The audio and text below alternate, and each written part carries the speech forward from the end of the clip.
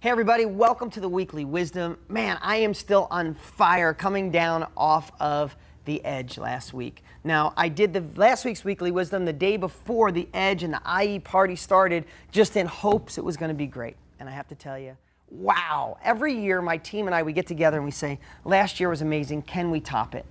And we did. And it was so incredible. I hope you had the time to read the comments from the Edge. It truly is life-changing. It truly changes my life. And it does a couple of things. I hope to inspire everybody that was there. And if you were there and I got to meet you, it was a pleasure. I hope I had the time to say hi. I think I shook every single person's hand. I signed books for everybody, took pictures with everybody, but I stayed in the crowd and I was hoping to meet as many of you as I can because my voice is still shot from the Edge.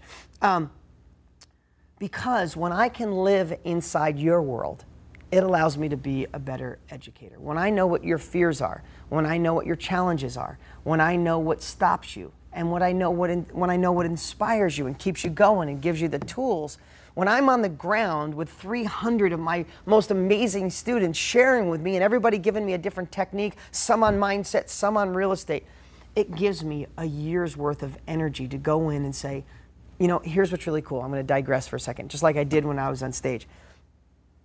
The first year, I remember saying, who in here is doing a deal? And I have to say, maybe 10% of the people. And every year, it grew and grew and grew. And this year, gut check, I would say 70 to 80% of the room had done at least one deal. A big percentage of the room have done many, many deals. And we had a bunch of millionaires in the room. I mean, I have to tell you, I work my tail off, and I think you know that from doing these weekly wisdoms. They're nothing in comparison to all the other things, and then trying to fit in being a good dad and doing things at home and doing them right and writing new books and being an educator and doing 30 to 50 deals a month and trying to get to the gym. You know how life can get.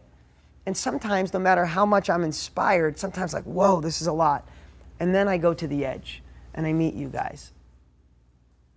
And it all's worth it, every single bit of it. Every tired night, every late night, every thought process, everything I do to give you the tools, the capabilities, the motivation, the inspiration, and the exact strategies to take advantage of this amazing market. It's worth every single bit of it. So if I got to meet you, it was a pleasure. But for those of you I couldn't get to meet, who are watching me right now, the Edge buzz right now is insane. I don't know if you've been watching the posts, but you have no idea the emails that we've got. My team has gotten literally pounded with emails of saying, everybody said how great it was. How can I see it? How can I see it? How can I see it?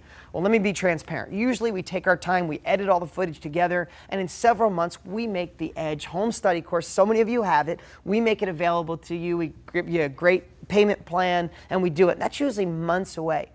But I met with my team this morning and I said, the heck with months away, too many people are emailing that they want it. So I told my team, get your butt in gear. We need to edit that footage, get it ready, and give you the opportunity to get that incredibly valuable information in your hand. It's so good. Here's what I want to do.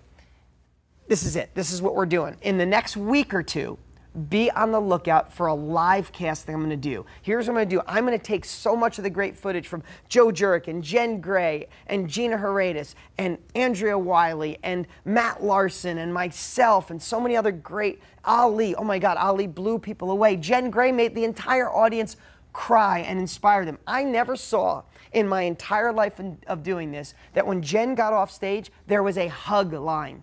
Literally, people lined up, probably 100 people, to hug Jen. Jen, you're amazing, by the way. I'm proud of you. I'm proud of every single speaker. I'm so proud. I'm so excited. I'm still pumped and losing my voice over it. That here's what I'm going to do. Be on the lookout in the next week to two, and I'm going to do a live cast. I'm going to have my team get the whole two days ready to go, so you guys have the opportunity to get that in your hands. But better than that, I'm going to do a live cast where I take some of the best nuggets, take time from Jen Gray. Matt Larson shared techniques. Michael Mangham, who's on the site, said it best. He was like, where else can you get what's working right this very minute that no other guru on the planet knows? Well, you can get it from us. I'm going to take those nuggets and do a 1 or 2.5 hour live cast and show you some of those clips, show you the actual techniques that you can learn and be blown away. So those of you that couldn't make it, those of you that didn't get a chance to watch it from home, can be a part of this live cast. It is absolutely free, and every single one of you watching right now, better be on it. In fact, you know what I'll do right now? I'll have my team play just a couple tiny little clips as teasers that went on stage at the Edge, and be on the lookout for a special live cast. Thanks, everybody. I'll talk to you soon. Your new slogan should be "Feed the Need." Find out. You always want to find out what the market wants, and you got to give the market what it wants. And in 2009, when that first-time home buyer credit came out, I switched my strategy up to retail flips, because that's who buys first-time home. The first-time home buyers do what? They're buying retail properties, right? So I changed my strategy, and when that ended in May of 2010, I stopped doing retail flips. This just came out in the Washington Post in the last few days. Title is, "Obama Wants Banks to Make Risky Home Loans." The Obama administration is engaged in a broad push to make more home loans available to people with weaker credit, in an effort that officials will say will help power the economic recovery, but that skeptics say that could open the door to the risky lending that caused the housing crash in the first place. President Obama's economic advisors and outside experts say the nation's much celebrated housing rebound is leaving too many people behind, including young people looking to buy their first homes and individuals with credit records weakened by the recession. In response, administration officials say they are working to get banks to lend a wider range of borrowers by taking advantage of taxpayer-backed programs, including those offered by FHA. So it's happening. So they're making a major push right now to change the credit standards. It's going to get easier to get a home loan, like it always does. There's a pendulum that swings. In 2006, the pendulum was all the way on one side, easy credit, okay, which is the next thing that causes markets to shift. Hey everyone, how are you guys? This is, I just kind of stepped into the realization of a dream, because it was a funny thing last year when I walked out that door on Sunday night. I said, I'm going to be on that stage. I wanted to be amongst the alumni. I wanted to be, it wasn't the stage, it had nothing to do with the stage, it was what I had to become to get up here. And Dean doesn't sell these spots, they're earned. And I was willing to pay that price. Well, again, Jen Gray, I'm from Alabama. I will talk fast, so you have to listen fast. I'm sorry, it's just how it is. Where I was broke and busted, bottom line. I was divorced, I had filed bankruptcy. Dean was a little off. I had $13.37 in my account when I closed my first transaction. Like I said, I was broke and busted. I had a lot of stinking thinking, zero self-confidence at all. Like self-esteem was in the tank. I did not know my worth. I was running this alone. Like I said, single mom. I did not have someone in my corner, raring me on. Jen, you can do it. Jen, you can do it. So I had to, and still don't. I had to find ways to bring myself up, be able to increase my bounce rate, to be able to go through the junk day after day after day and be able to coach myself. I had to change, because what I did know is that I had tried, it was a key word, multiple things before. I knew what I was doing. I was never afraid of hard work.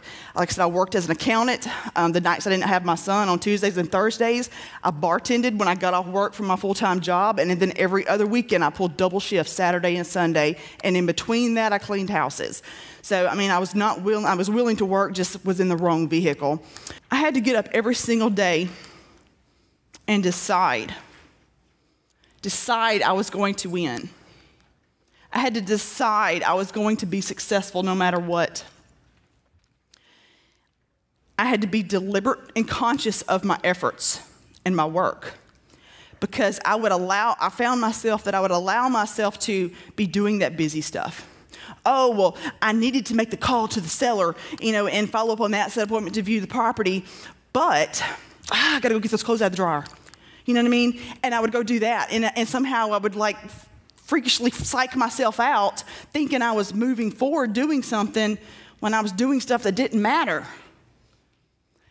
That's why I tell you guys just to do 3 things. Just focus on getting 3 things done every day. Deliberate, conscious efforts make and intelligently, strategically, and with discipline. You know what? Where you are right now today, in your destiny, like your dream, your goal, the gap between that is discipline. That's it. Discipline. If it's important to you, you will find a way. If it's not, you'll find an excuse. Do it. Speak it to yourself every single day that you control your future. It's up to you. It's not up to your circumstances. Where you at? What's your last name? Where you live? It's you. You're the common denominator. That's what I figured out why wasn't this all working? It was me. I had to change me. My thing, not who I was, but how I thought. Because everything I had thought up to that point got me broke and busted.